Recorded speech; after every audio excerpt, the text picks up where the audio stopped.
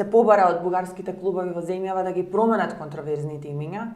Од Министерството за надворешни работи пак ја го спомена министерот и во Бугарија во изјава рече не е проблем да има бугарски клубови, но да имаат соодветни имиња, а не како овие што се поставени сега, почнувајќи од цар Борис III, Иванчо Михајлов, Битола и така натаму.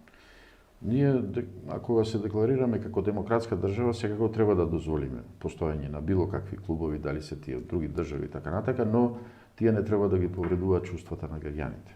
Што се однесува до името, најдобро образложение даде Весна Бендевска, не знам кој член на која комисија е, и образложи зошто и подхитно треба да се сменат такви имиња и не треба да се користат во Република Македонија како имиња на било какви клубови.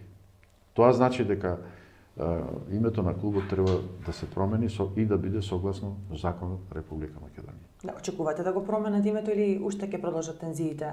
Јас сметам дека ќе тактизираат по изјавата на министерот, дека ќе тактизираат во промената на името, што не е во ред.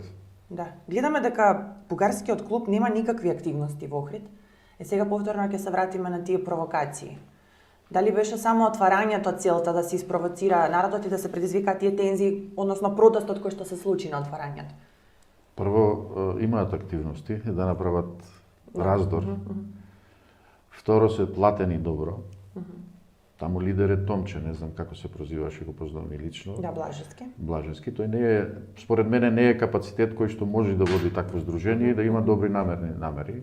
Освен она што ќе значи насоки давани од Бугарија, од бугарски служби или оние кои што многу често го посетуваат, а се настроени против интересите на Македонија, негирање на македонската нација, негирање на македонскиот јазик и слично, и тие ќе бидат во функција на стварање на постојани тензии. Ево, слушавме и тој, не знам како се викаше, од Штип, што има политичка партија, пара обвинител во Охрид и слично и така натака. Тоа значи дека и по внесување на бугарите во уставот ние ќе имаме низа проблеми и барања и ние нонстоп ќе се занимаваме со решавање на бугарското прашање, на албанските барања и така натака.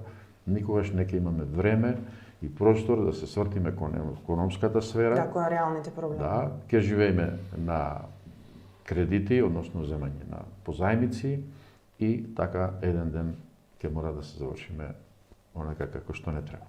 Да, кога споменав активности, мислев на оние културолошки активности. Нели тие велеа дека тоа е целта, да се развива културата, да се доближуваат меѓусебно народите? Би требало да се уверите најдобро да поканите Томче, ќе ви објасни многу работи, бидејќи ништо мислам дека од тие сфери не знае. Знаеме што знае, може да ќе ви донесе некоја маска за телефонот.